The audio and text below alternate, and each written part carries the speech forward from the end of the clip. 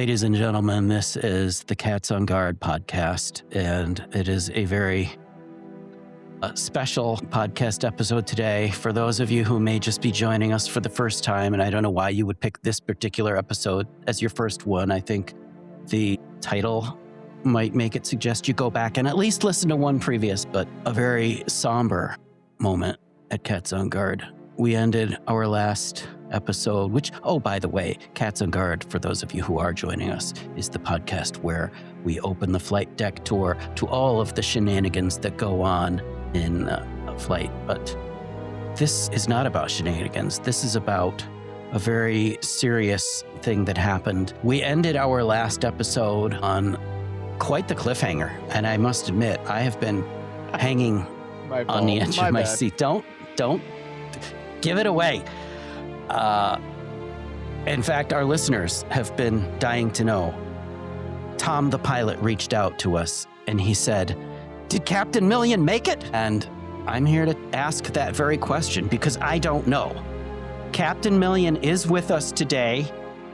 I need to know because when you ran out on us, you were taking your kids to their tennis lesson. Did you make it on time? I'm back. I did not make it on time, but I am back. The kids were late? Did they have to run laps? The kids were on time. No. The kids were on time, but I made it back alive, albeit late, from Alaska. You flew to Alaska in a tiny little wee little plane. Back. Yeah. Four-seater. Tell us all about it. Four-seater. You and a dude, right? One of those rich doctor friends of yours. Yeah. And? So, well, I'll start with I am here and I am alive, but it took quite a bit of work to remain that way. Really? It did. I think so. I will officially think that I survived potential death twice. Bears, and Bigfoot. There were many other opportunities. No, just airplane stuff. Jeez. Well, yeah. So there's two of those near oh my gods that could have gone way worse, and plenty of other experiences on the way. But it was an absolute trip of a lifetime. Highly recommend anyone trying to do this with a small plane. Read a lot of internet, like everything there is to know about doing this on the internet. The people that do it all the time, they do it like they're driving their car to the grocery store. But for people that haven't done it, oh my gosh.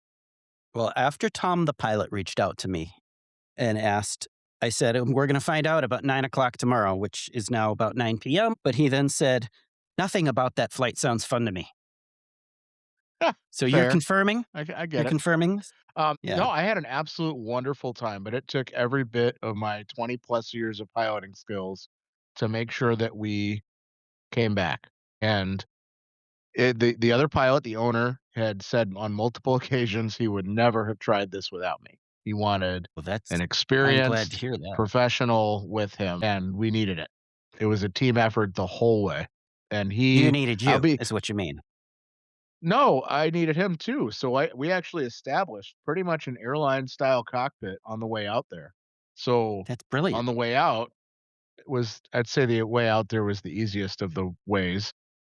I did communications and second verifications, and he did the flying.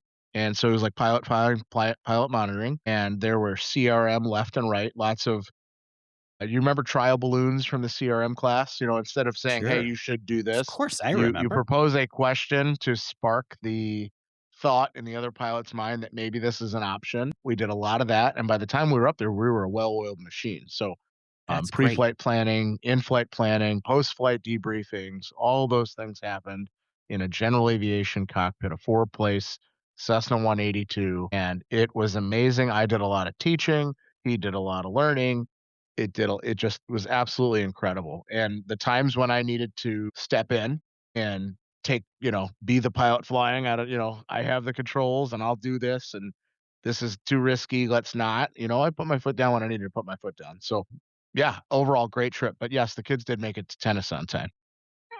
Good. I know that was the main concern here. We don't care if he makes it back from Alaska. Did the kids get their lesson?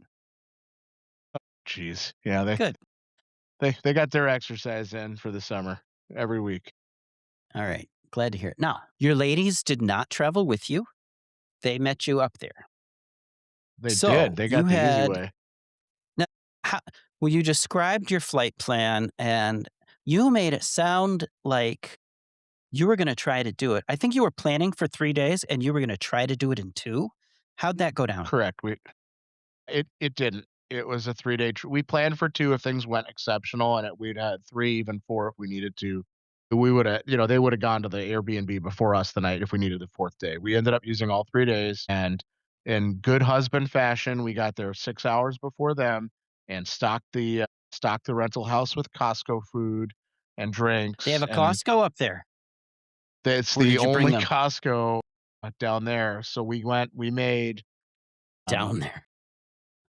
or yeah, well, so it's the lower part. There's the lower Southeast Alaska, and then there's the big part that everyone can see on the map. We were in the Uh lower huh. part, Juneau.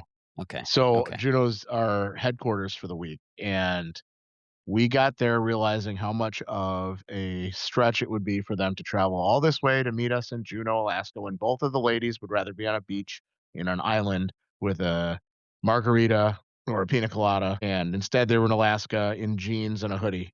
So, we made it up to 'em. We made him a really nice dinner. We put chocolates and hearts on the countertop. I mean, we Oh, went over the that's well, that's they enjoyed their really arrival to the house. man. Good. That's very nice. Well done. Well done, Captain.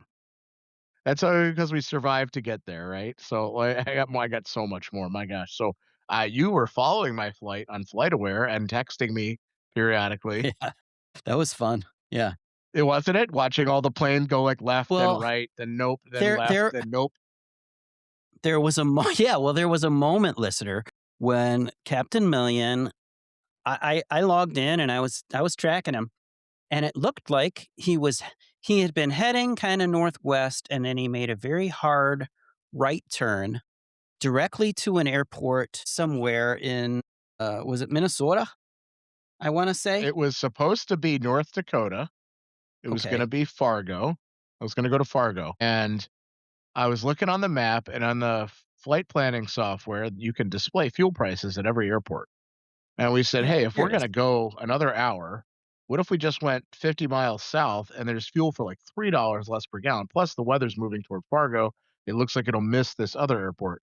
So let's just change our destination to, oh, I can't even remember the town, It but it was was a small town. KMOX. No, KMOX. no, that No? was option 3. That was Oh, option 3. okay. I'll tell you what happened with option 1. This is just the first leg of like 22 legs of flying. But we go to this airport because they're like it's got super cheap fuel and we're all good. And what happens is when you prepare your flight plan on this software, you hit what's called the pack button and it gives you all the data, weather, notice to airmen. So the pack button gets you ready for your flight, but it's a corridor. We both have subscriptions to that. That's my professional subscription from work, so it's pretty high tech stuff. And then the owner of the plane has the basic, general aviation version. Well, anyway, we did our pack, and it didn't include something that far out of the way relative to our destination. So we proceed, but I didn't have the fuel price, so we said, all right, we'll get cheap gas there and keep going. Just a fuel stop, land and go. So we attempted to go there, and the controller says, "Do you guys have the information for that airport?" And we went, "Yeah, I think so. What's up?" And I'm like, "Let me read this to you. Runway 1836 is closed." And I was like, "No problem. We'll land on the other runway." So then we open the chart up. Guess what? It's 1836 is the only runway there, and it has been closed Yeah. for a while. So no wonder their fuel Really? prices are cheap. They haven't been updated in like 4 weeks. So they said say intentions, which is the normal kind of condescending question from air traffic control because they know we didn't do our homework on this airport. And we went, "Give me a minute." And this is the CRM part. He's flying the plane.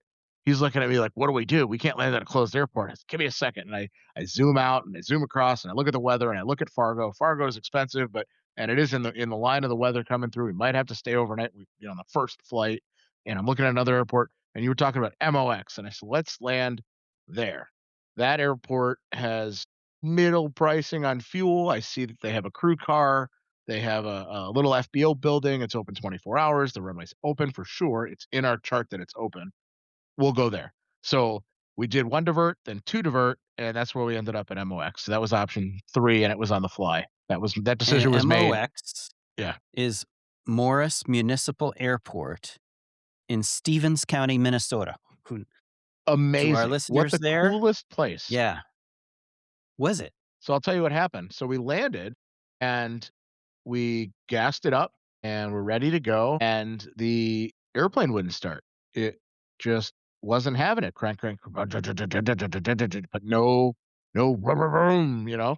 I don't know how else to explain that. And Okay, hold those on. little piston Before you go airplanes. on, Okay, I have to stop you because I watched this moment unfold on, I think it was Flight Radar 24 or one of those softwares. I watched you approach it. You were like short final, and then the airplane turned almost like you did a go around and you just kept going away from it. At least that's what was depicted on my screen. So you're saying that didn't happen. You did land there. we did land at MOX, yes, and Okay. I wonder if it was just. It's pretty remote. When you get remote, it kind of just drops off the map whenever it feels like it. Could be. Could be. But we had a successful landing there. We filled up the tanks. We used the bathroom. We looked around. We said, "Man, there's some really pretty couches in here. If we ever had to stop, this would be a great place to spend the night." And it's like I asked for it because we got back in the airplane, it wouldn't start. So I saw the battery. He's cranking and trying and all these different strategies. And this is weird. I hope something's not broken. I don't know. But I said, you know what? Instead of getting, I think this battery's pretty weak, but I think we should go into town to get a burger and just rethink things and let everything cool down. The battery's hot from cranking. The cables are hot. The starter needs a break. The engine's still hot from working for 4.5 hours. And so, the airplane itself has like 8 hours of fuel. It has 87 gallons and it burns That's a like lot. 12 gallons an hour at altitude. It is yeah, for a Cessna. So we could be up there for a long time if we wanted to. I think the most we ever pushed was 6.5 out of the 8. So that was nice. But yeah, so That's we a long day. went into town with the crew car, got a burger, tried to do some nice piloty things for the crew car. We filled it back up at the gas station before we dropped it off, which is a common courtesy that is not always extended Yes. by all users. Yes. They provided you with a free car, at least put the gas back in it, right? So we signed the book in the lobby, let everybody know we came in. Not like a guest book, but it's for airport funding from the state and the federal government, letting them It know was that very their airport humble. was It's very used. humble of you. Very humble of you to let the whole world know how good you were about filling up the gas tank and I'm that really that just you shaming signed. the ones that Yeah. don't. I'm shaming the ones that don't, hoping that anyone out there that's borrowing crew cars on fuel stops, please put some gas in the tank. All Anyway, right. Public we get safety back in the announcement. airplane. Yeah, we go back to the airport. We're like, hey, and I told them like as a professional pilot, as an instructor, I think this airplane's battery has maybe 1 to 2 start attempts left in it before the battery's dead. I'm very concerned that we don't leave tonight. And then it's going into a Saturday where there's nobody at the airport tomorrow, like working. And we pull back up to the airport, and this woman is walking a dog around the ramp. Like there's no fence. It's one of those farm airports. So she's just walking her dog right out to our airplane. And he goes, "What's that woman doing over there?" I don't know, but it doesn't look harmful. So just let it happen. And so she walks back to the car and she talks to him. "Oh, it's a really nice airplane you have." And then he walks out to the airplane to check the fuel sumps and oil, and we're gonna get ready to go. And I told him, "You got one more start attempt at this thing. We might be here for the night or two until we can get this fixed." So I talking to the lady and I said, "You know, whether or not he wants to admit it, I think we might have a dead battery here tonight. Do you know anybody that has 28-volt like jump starting system? Is there one in the hangar?" She goes, "I don't really know, but I think my brother's on like the advisory board for this airport. Let me give him a call." I'm like, talk about a small world, right? In a She small thinks he town. is. Yeah. Well, she knows that her family's involved in this local airport. That's why she can come walk her dog here whenever she wants. Okay. That makes She's sense. not an aviation, she's not an airplane person, but they are. So she calls. I talk to this person I've never met, out of with a typical Minnesota accent, and they say, "Well, we have, the sheriff's department has keys to the hangar, and I'm sure there's equipment in there if you need it." So here's the My number to the God, local sheriff. what an incredible town you've landed in. It was like this the whole trip. Everybody was just so friendly all the time. And so I put the number in my pocket and I got in the airplane and I said, "Thank you, and good night." She said, "No problem," puts her dog in the car. While we get in, we fire up the plane. It starts right up. So, okay, Perfect. crisis averted. We're going to fly to where do we decide we were going to fly to? It was supposed to be Great Falls, Montana. And lesson learned for this trip, we keep looking for these cheaper options. Like Great Falls, if you land after 10 p.m., you have to pay like $50 an hour for somebody to come out and open the building for you and let you in the FBO. It's called a call out fee. They'll fuel us and then we have to find a hotel. because they won't let us sleep in the airport overnight. Some airports will let you sleep in the little office and a couch and just sleep. There's no restriction how many hours you can spend in there, but you're buying gas. So we're on our way to Great Falls, and we said, let's go to this other airport. We did another one of those, right? Let's just pick a different airport because it's cheaper. And we ended up in Roundup, Montana, which was also super. It was a super cool approach to this beautiful airport right at the edge of the Rockies. And we went to land there, and it was pitch black on the ramp. There were no lights, nothing was on. We couldn't see anything. We just followed the taxiway line to the fuel pump and pushed the You had airplane to the landing. spot. You had runway lights to land, yeah? Sure. Yeah. O okay, We saw the runway from where we were coming in from. So fair enough. we landed safely and parked the plane, and we went into the so-called office, if you will. And I did text the number on the airport manager, said, "No problem, there's a code on the door. You guys can crash on the couch." So we were thinking it'd be like when we were just leaving Minnesota, how this nice little couch, fridge, bathroom, all these things. We get to and I know I'm not throwing any shade on Roundup, Montana's airport. We had a great stop there with reasonably priced fuel, but we had a deadline. Tomorrow morning, they were going to be painting the runway at 7 a.m. That is perfect. And so we made another decision based on fuel prices that was going to bite us in the ass in 7 hours. So we we, we filled the plane up. We said it won't. We want to fill it now because we don't know how much time we'll have in the morning with the runway crew going out there and shutting their only runway down for the day. So we filled it up. We go inside this what looks like at a construction site they have like a trailer that's like an office. Course, It's like a yes. portable. It was one of those, Yeah, yeah.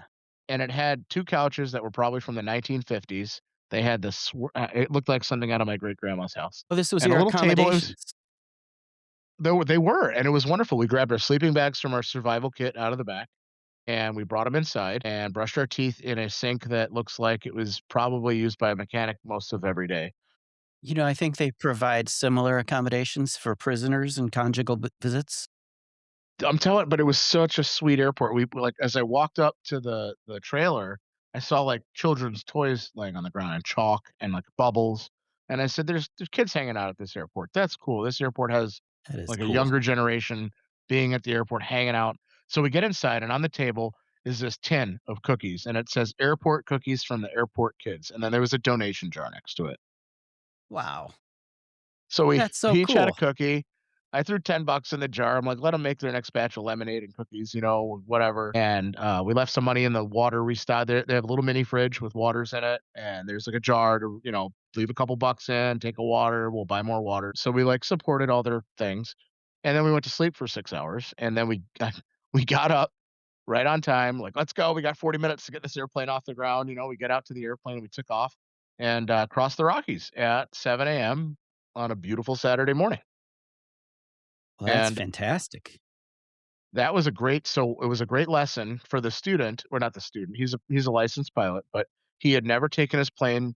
He's only read about density altitude, high density, hot, high, and humid. It's the three H's that kill airplanes or pilots, right? Yeah, especially an airplane with I was just dying near here. Especially an airplane with a shoddy battery, and if you flame out at whatever, Guess how are you gonna guess what? restart it? This is the kicker, and this comes back a week from that date. We figure out it's not the battery, or not a week, but a few days later, it's actually not the battery. The battery charged up just fine on the next 5-hour flight. It was back to full voltage. Everything was fine. When we took off to cross the Rockies, it was really cool. So we climbed up, and he always sets his autopilot to like 800 foot a minute climb after takeoff, and it always climbs him up in Michigan and takes him up to wherever he wants to go in Minnesota and Wisconsin and New York and all these places he goes with his plane. And I said, "Watch this." As he goes to climb at 800 foot a minute, and the airspeed just goes to like way just starts bleeding off, and like you're gonna get maybe 300 or 400 foot a minute at best here. Okay, so We're so yeah, set the scene now. What is the airport elevation when you're taking off at a roundup? Oh, I think it was 3 or 4,000 feet. It was on a cool Okay, morning, so but we slightly were at higher than your Midwest airports. fully max gross weight, not just 2 people and bags. This is fully loaded down with survival gear, full fuel, us. a life raft, all kinds of stuff. We know that we're at max gross weight for this takeoff. Okay, so 800 feet a minute, not quite making it in this configuration. Is that the No, scene you're setting? it it. I'm gonna get the elevation for you. I'm looking it up right now. 3,500 feet. So not much, but not sea level and not, and about the same temperature as where we left. So we're climbing out at 3 or 400 feet instead of his usual 800 to 1,000. And it's just crying. We have, terrain ahead of us. We're pointed west right into the Rockies. I have a route Yeah, you planned are. through the lowest possible, altitude passes on the way. And the weather's good. It's clear. It's beautiful. And then as the morning goes on, the clouds start coming up around the Rockies. So we climbed to, I think we climbed to 12,000 feet, but we needed to go higher for, I think it was for clouds coming up, weather or something like that. And so to go above 12,500 feet as crew, we needed to wear oxygen. So I said, hey, Because can that's the you, law.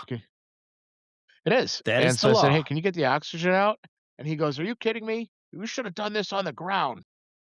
I said, Don't tell me it was in the we trunk. had, no, it was in the back seat, but it wasn't, the wires weren't all plugged in and the It's pieces and just the valve and the regulator.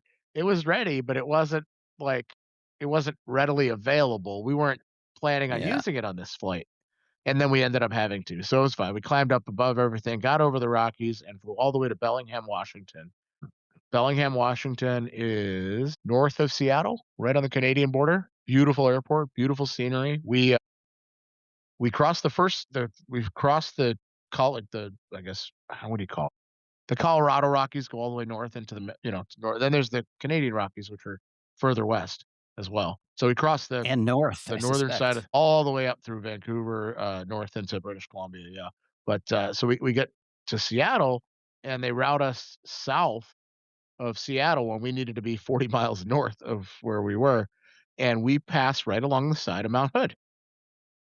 I mean, Fun. that was just absolutely gorgeous from a little plane above the overcast layer. We're sitting on top of that typical Pacific overcast, and out of the white ground covered, cloud covered ground below us is Mount Hood. And I have so That's many really good cool. pictures. Well, you should put them on our Facebook page so that our many, many Yeah, admirers I could, can join along. sure. Well, guess what we found out on the way to, so we were so close to our destination and everything was going fine. And we were descending through that overcast. So we got ice on the airplane's No, not equipped to have ice on the airplane. So that's right. We discussed we that last talked, time. yeah. So we talked to air traffic control. Said, hey, we're picking up ice here. We need to get out of it now. And they said, all right, turn, descend. Let us know how it goes. so, so we got to turn, Well, we got to not descend. much, not And much else they can do from there.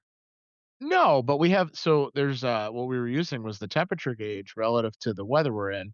And so we want to just be above freezing in this airplane by a couple of degrees Celsius.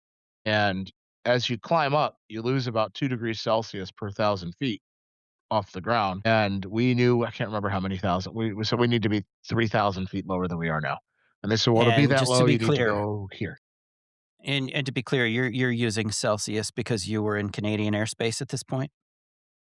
Is that No, I'm just using Celsius because 2 degrees Celsius per 1,000 feet is easy math for me. that's right? That's what we talk about now. To It was be like, oh, for it's minus 2 degrees here, and I know that if it's +4, then I know this ice won't stay on the airplane. So if we lose 3 of those units, we have to go down 3,000 feet. We'll be in the warm. However, and I want to make this clear for our listeners who may not be pilots out there, icing can occur in warmer than freezing weather too. Anytime you have visible moisture, clouds, rain, what have you, and where I come from, it's temperature of 10 degrees Celsius or less. You could encounter ice. So you wouldn't expect It's that in the real world, but in the pilot world, it happens. It's possible. It's possible. The shape of the wing, the way the moisture adheres to your airplane, how susceptible your airplane is to that moisture. They have material called Ice-X you can put on your wings for like general aviation pilots, and it's an ice inhibitor, and so it rejects ice from your wings if you were to encounter it for a small period of time. It is in no way a preventative for long-term flight in icing, but it will help. Yeah, We I would didn't use it. say if you're in flight for 6.5 hours as you were, is that stuff still effective? I think the first time ice attempts to touch your airplane, it takes whatever that is off with it, and now you're unprotected. Yeah. So, So, well, no, it's a anyway, so one time shot. you got out of the ice. Yes? Yep, fairly quickly, uneventful. It was very light. It was looked like frost on the windshield a little bit. Okay. So we landed in Bellingham and prepared for what was going to be the Alaska leg. We Yeah. had to do an assessment. You know, do we have the energy? We only got 6 hours of sleep in in a 1950s couch last night. And how long is this You next know, leg looking?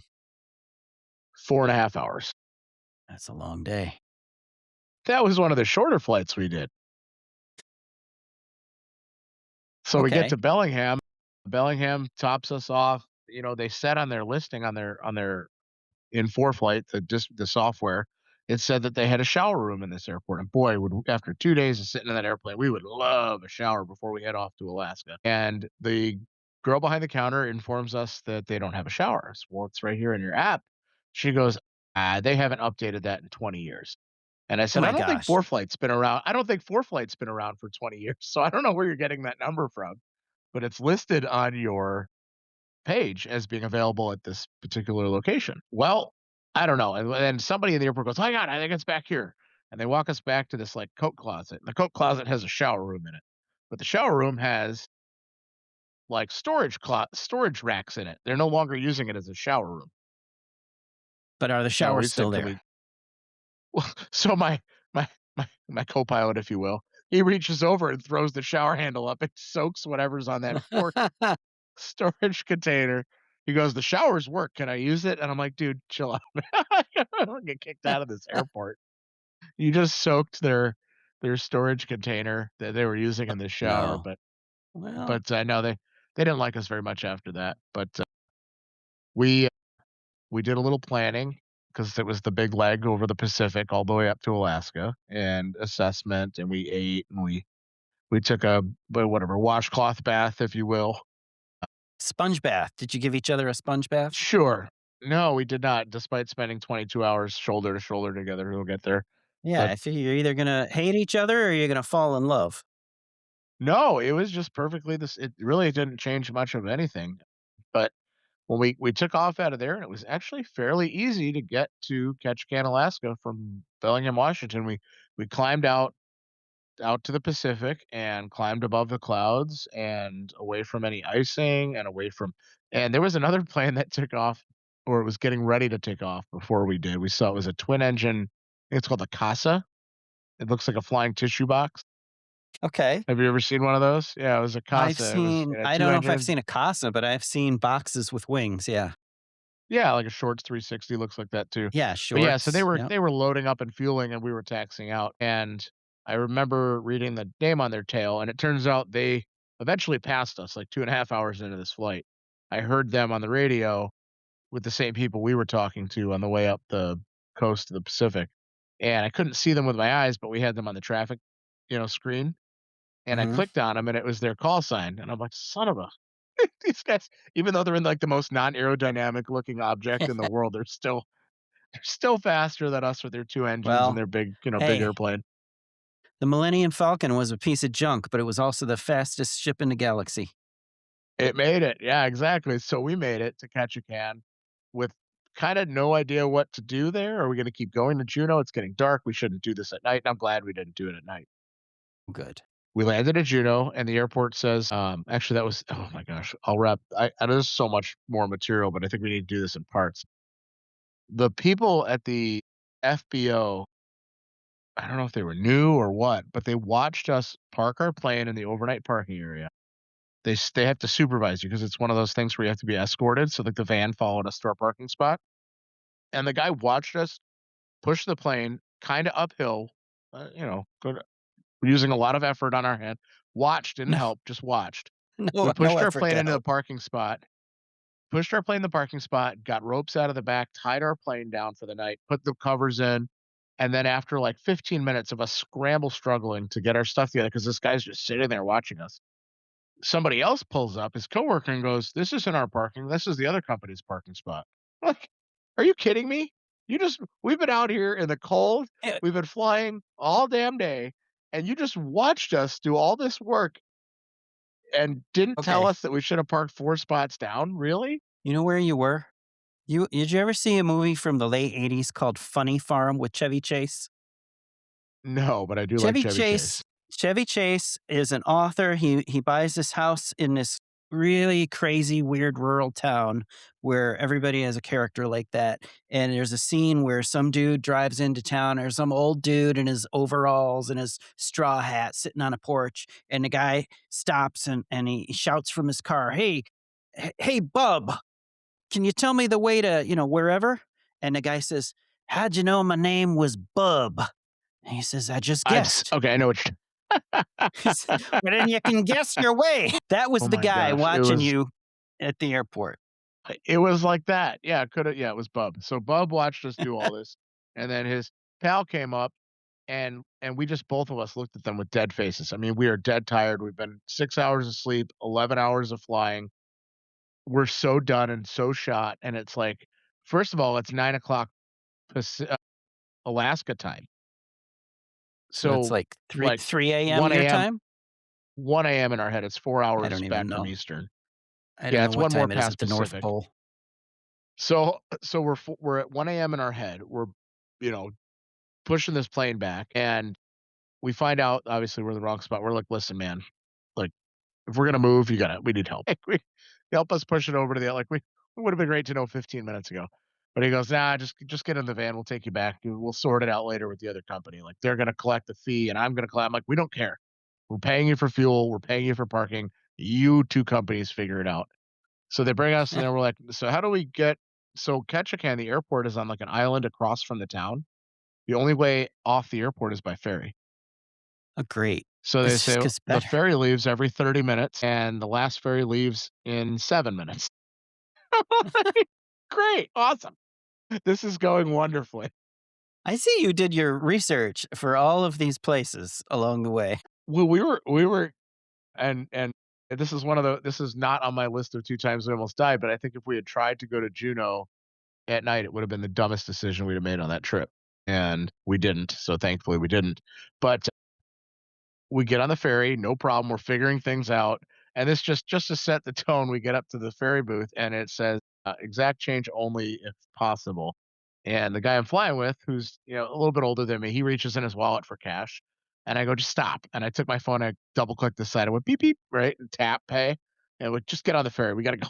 He's like, "Look at you, whippersnapper, and your phone wallet." I'm amazed they had that all the way up there in the Well, Arctic they Circle. got they've got everything up there. It was just like Yeah?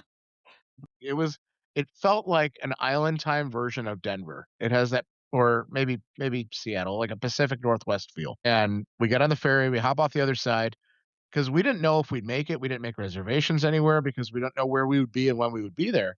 So then we said, we asked the people around us, where should we stay? What do you think? I'm on Google. He's checking in with his wife. I checked in with my wife. And I'm like, we can go to this. The Super 8 motel was like $280 for a room with 2 beds in it. A 2 Super 8. what? I've been at a 280 Super for a 8. That is Super 8. not a 208. That must have been the superest 8 you could have found. Well, so then there was this other hotel called The Landings, and it was point 0.4 miles from where the ferry dropped us off. It was walking distance on our side of the street, or not even, it was across the street, but it was like super convenient. And the best big seller was they had a bar restaurant open until 1 a.m. And a So shower, we I knew hope. that, yes, well, that's what we didn't have to go. It was one of those self contained hotels where you didn't have to put your stuff down, change, walk down the street, get an Yeah. Uber to somewhere to eat, Uber back, get a beer, Uber back, right? None of that. We were like, we'll just check in, we'll do everything on site, and we'll wake up in the morning and we'll leave. So that's what we did. And we remember Bub from the FBO ramp? Yeah, yeah, Again, yeah, yeah. love the Mhm. people at Ket. Other than a couple of these offshoots, everything was great. I'm not ripping on the town of Ketchikan. Loved it there. But we order our food. He ordered a steak, I ordered like a seafood thing. And it was like another Bub, but this one was serving our food. She put the steak down in front of him, just a steak on a plate, like completely nothing else with it. And she goes, Just this would you like any other sauce with that?" And other he sauce? looked down at that's what exactly, because there was no sauce. And he was like sitting there like, am I going to offend her if I tell her that that word was inappropriately put in that No, sentence? Or at like, that point, it, it is the most perfect steak he's ever seen. yes, that's all. I'm like, Dave, just tell, like, just tell them what you want so they can get it. And we had our food, a good meal, celebrated arriving on the, land of Alaska, and it was super fun, and we were super excited to be there. We ate and we went to bed. So that was day 2. We are one flight away from Juneau. 2 days from Michigan to Ketchikan, Alaska. That is a long ass trip. I Yeah, applaud yeah, you and Dave. Well done. yeah. So And and we and I to say that I was paying any attention whatsoever would maybe be true. I didn't hear either of your almost dying stories, so that is yet to come? yeah, yeah, that's oh boy, Oh my that's gosh. further later in the week. Yeah. Yeah, but we did a good I did a good amount of planning on flight. We were pessimistic about waking up in the morning and making it to Juneau to meet our wives. The weather forecast was a lot worse when we went to bed than when we woke up. So there's a certain route No, when you're it's good. flying. Yeah, It it was was good. better when you went to bed? It was worse when you went It to was bed? wor it was worse when we went to bed. It would said it was gonna be worse, and when we woke So up, it it got wasn't. better. So that's good. That's a bonus. Yes. Yeah, it was definitely a bonus. So we slept really good, and we woke up in the morning, and he told me that I looked like a kid on Christmas morning when I because I got up and I was like, "The weather, it's better. We can go. We're gonna make it." Girl, I was really excited because I was kinda bummed going to bed, like, I don't know how we're gonna get there. Are we gonna end up having to take a charter or just let the wives arrive alone, which they'll never let us live down. Yeah, And so did you say day it's 3. 4 more hours to Juneau from No, Ketchikan? I think it was a 2-hour flight for us. It was Okay, fairly short okay. but complicated. So, Yeah. they have a thing up there where because everybody there's always this, like it's not super low overcast by our definition. When we think low overcast, we think 2 or 300 overcast, barely able to land. But it's this mid-range 2 to 3,000 foot overcast, like, a lot there. And that 2 to 3,000 overcast basically cuts the mountains in half. So, half the mountain is below the clouds and half the mountain is in the clouds. Jeez. Or through the other side of it. So you have this triangle. You did see the video. I'll have to put it up on our website. We basically just fly down the waterways. They're like channels. They're anywhere from a Yeah, I mile saw that. to That's some. really cool. So they're like there's some 4 or 5 mile wide channels. There's some 2 or 3 mile wide channels. There's some like 2,000 foot wide channels, and it's like roads. You stay to the right Mhm. and stay and if you're going, just stay to the right of the waterway, and the traffic going the other way will stay on their right side, and then no one will hit each other. And then I was told that like the faster traffic, like the Pilatuses and the turboprops, they'll go down the middle because they're so fast and powerful they can. So they also don't run into us bug smashers up on the shore. And then we're trying to stay within glide range of shore in case we have an emergency as well. So I planned this route up these channels from Ketchikan to Juneau, and we read the briefings, we read all the material we had based on how we should come and go out of these airports. There's special arrival routes and departure routes, the way they want you to a lot of visual you feel like a boat captain. Like you're constantly calling out like Fisher Point, northbound at 2,000 feet, or you're like, I'm at, Whalers Bay at 1,500 feet, heading southbound. Like you're constantly calling out your position in the blind on these frequencies so that other pilots that are also at 1,500 feet, which they all are because nobody can climb above 3,000. It's icing and mountains. So everybody's down low flying the waterways. It was Absolutely incredible. incredible. Wow. And it right the Paramount TV channel, they have a streaming channel. It's been showing Top Gun: Maverick a lot. Have you seen this movie? Oh, yeah, it was like that. It was like that scene where he's snaking through It's the like mountain, that but not scene no, where it they're wasn't like going through the mountains about to blow up the enemy's base, but at but we Mach just did it really 8. slow. Yeah. Yeah, we did it really slow. We we did it at Mach point 1.2, 150 miles an hour, but it was incredible. I saw a whale breach and full splash in the water on the way. That was the first whale I'd seen from, do that from the air. And so we followed the route to get in. And there's this route from the southeast side of Juneau called the Gastineau Channel. And the Gastineau Channel is where all the cruise ships go to Juneau. Everybody sees if anyone's taking a cruise to Juneau, you were in the Gastineau Channel. Did I see a cruise ship in one of your videos? You did, and that's the one I think Yeah, that's the good one that I'll post because that shows us snaking through our way all the way it from sure does. That's a catching great or video. the last at least it Yeah, was like the last 10 minutes going into Juneau, and it summarized into, like, 30 seconds because you told me to use that what do you call it? Time lapse. time lapse. Yeah, Absolutely awesome awesome. idea. Yeah. Yep. And so it shrunk the flight in there, and so you come up the channel, and there's seaplane, like, glacier tour operators flying in and out of that channel, and they're going to the glaciers, which are behind us. So they're coming past us and over us, and we're just doing the newbie thing, and we announced to everyone, like, "We are first timers, let us know if there's something we're doing that we shouldn't be, but we're doing our best. We're doing our best," right?